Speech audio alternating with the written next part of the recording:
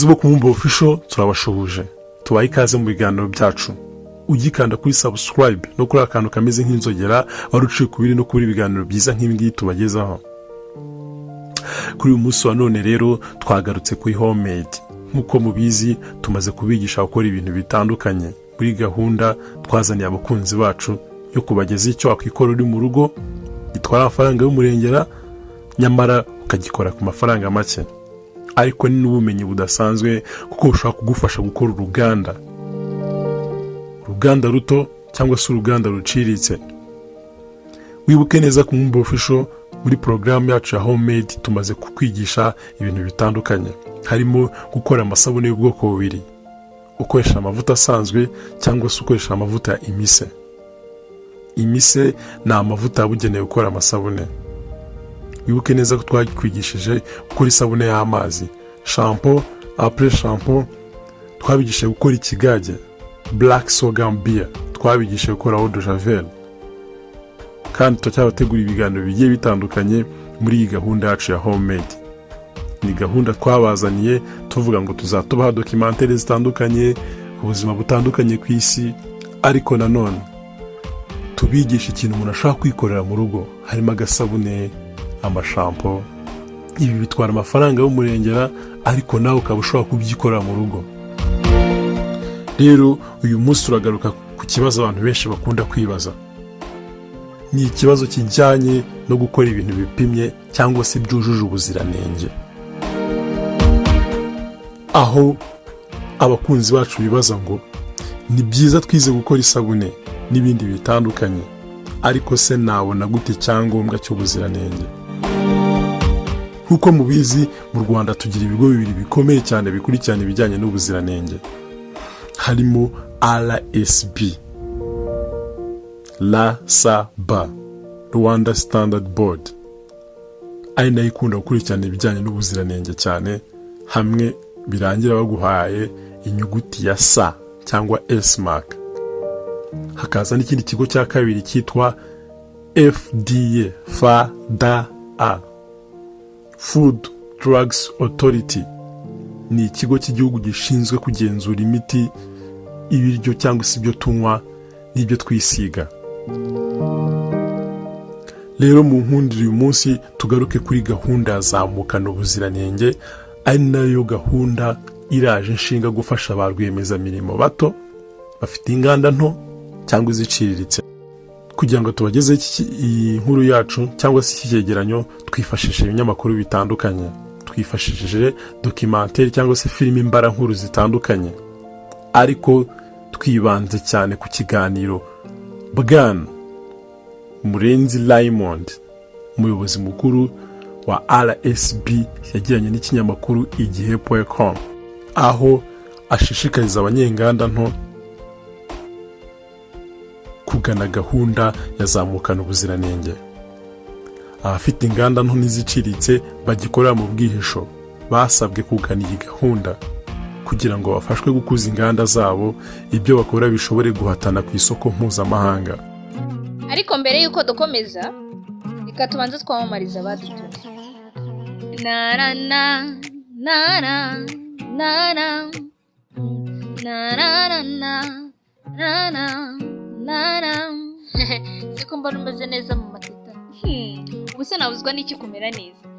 Ubu ngubu sigaye nikorera isabune yanjye ntiriwe njya gutakabuza amafaranga. Uzushatse kuvuga iki? Nshatse kuvuga ko ubu navumbuye ibanga ko nshobora kwikorera isabune, shampoo n'ibindi byose bimfasha nibereye iwanjye. Waba ukeneye kumenya gukora ibintu byinshi bitandukanye wibereye iwawe? Homemade tugufitiye igitabo kirimo amasomo menshi atandukanye wakwifashisha ukamenya gukora isabune, shampoo, pomade, gukora amarangi atandukanye, vaseline n'ibindi byinshi cyane. Tugufitiye kandi n'ikindi gitabo gikubiyemo uburyo 30 ushobora kwifashisha ukora juice cyangwa se inzoga. Soma iki gitabo. Ukeneye ibindi bisobanuro waduhamagara kuri 0782 80 20 cyangwa se 0729 92 03 13. Gahunda ya zamukana ubuziranenge yatangiye mu mwaka w'ibihumbi 2017, ni ukuvuga kugeza kuri uyu munsi wa none imaze imyaka 7, na leta y'u Rwanda yabinyujije mu kigo cy'igihugu gishinzwe ubuziranenge RSB, igamije guteza imbere imibereho y'inganda nto n'iziciriritse kugira ngo hongerwe umusaruro w'ibikorerwa imbere mu gihugu ndetse byoherezwe hanze. Ni gahunda nziza ifite umwihariko wo gufasha ibikorwa by'urubyiruko, abagore n'abafite ubumuga bagorwa no gutangiza inganda ndetse no gusuzumisha ubuziranenge, bigatuma bakora ibintu bifatwa nk'ibiciriritse.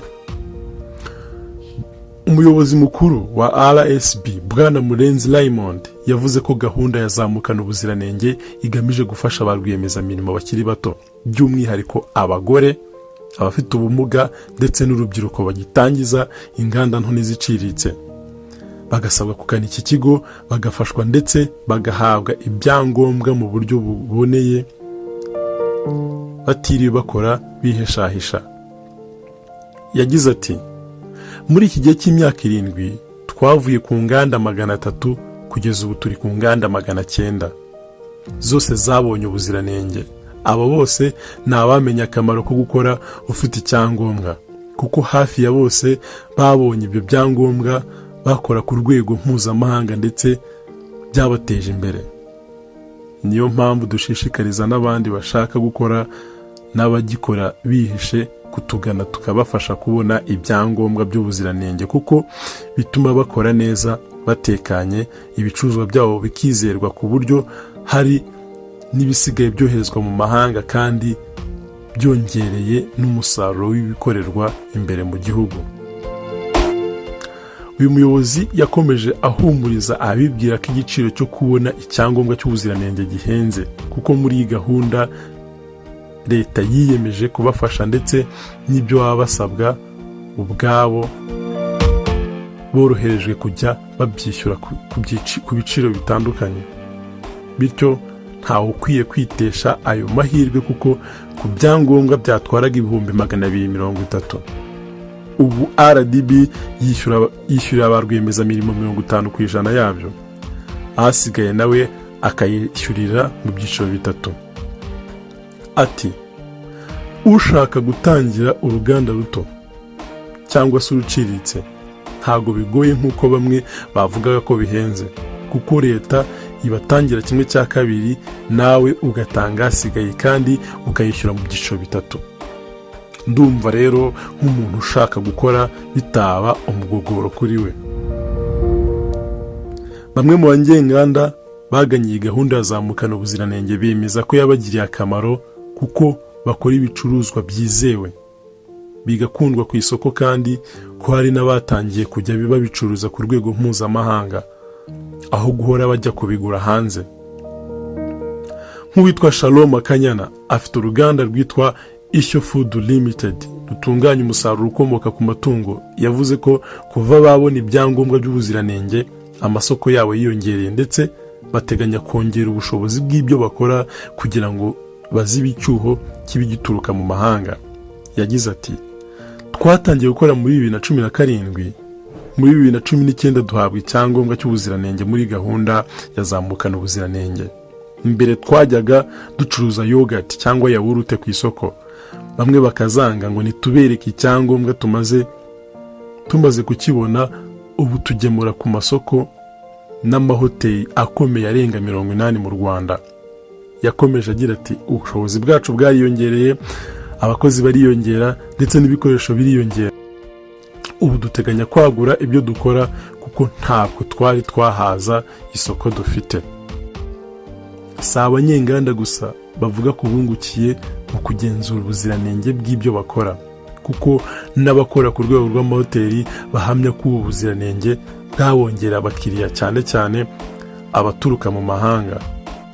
Leo Munyeshuri, umuyobozi ushinzwe yamamaza bikorwa muri Lake Kivu Serena Hotel, avuga ko kubona icyangombwa cy'ubuziranenge mu bijyanye n'amafunguro byongereye umubare w'abakiriya no kurushaho kugirirwa icyizere. Yagize ati, hano twagiraga abakiriya bisanzwe, ariko kuva twahabwa icyangombwa cy'ubuziranenge byatumye biyongera cyane, kirushijeho abaturuka mu bihugu byo hanze nibo benshi cyane, kuko mbere hari abo twashoboraga gutakaza bakigira ahandi. Bella ni Viyashakizimana, umukozi wa RSB muri gahunda ya ZAMUKANA UBUZIRANENGE, yavuze ko iyo ufite icyangombwa cy'ubuziranenge, iyo ushyize ku isoko ibicuruzwa na serivisi, ugira inyungu haba imbere no hanze y'igihugu. RSB yemeza ko kuva mu mwaka w'ibihumbi 2017 imaze gutanga ubuziranenge ku bicuruzwa birenga 600 hagamijwe guteza imbere inganda nto n'iziciriritse ngo zongere ibikorerwa imbere mu gihugu. Imibare yatangajwe n'ikigo cy'ibarurishamibare mu mwaka w'ibihumbi 2022 yagaragaje ko umusaruro w'inganda ugeze kuri 21% by'umusaruro mbumbe w'igihugu. Intego ya gahunda yo kwihutisha iterambere NST1 ya gahunda ya Perezida wa Repubulika y'imyaka 7 yari uko mu mwaka w'ibihumbi 2024 umusaruro uzaba ugera kuri 21.7% uvuye kuri 16% yo muri 2017.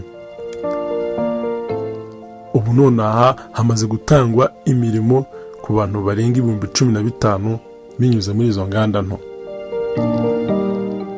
Bwana Murenzi yasabye abafite inganda nto bakihishahisha kugana RSB ikabafasha kuzuza ibijyanye n'ubuziranenge no kwamamaza ibicuruzwa byabo.